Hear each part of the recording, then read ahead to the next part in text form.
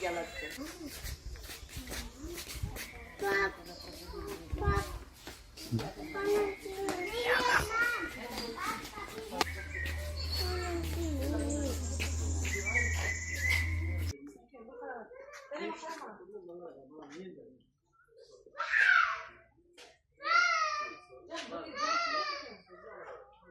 Так, қараңдаршы.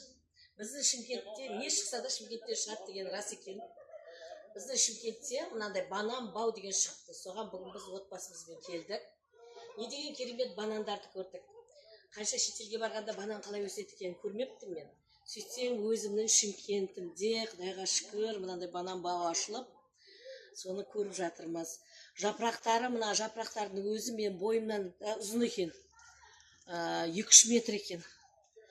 Әдемі. Не деген керемет, қараңдаршы. Не деген банан мынау. Жапырақтары менің бойымнан да ұзын. Az ekan в основном бәрі. Тола. Іштерінде бар тола? Артқа барып кел, бak көріп келсін. Ішінде не деген керемет банандар бар. Банандар қалай өсеткенін қарап жатырмыз. Жапырақтары менің бойымнан да ұзын екен.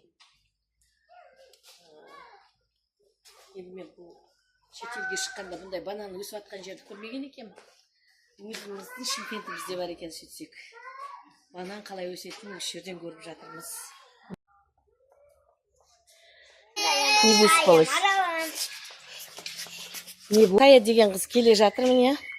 Бананның ортасына кірді. Банан жақсы көретін қыз. Мына қарасаңдаршы қандай банан. Ішінде адамдар бар. Керемет. Ой, во. Тек Африкада өсет банан деп ойлайтын едік, пожалуйста.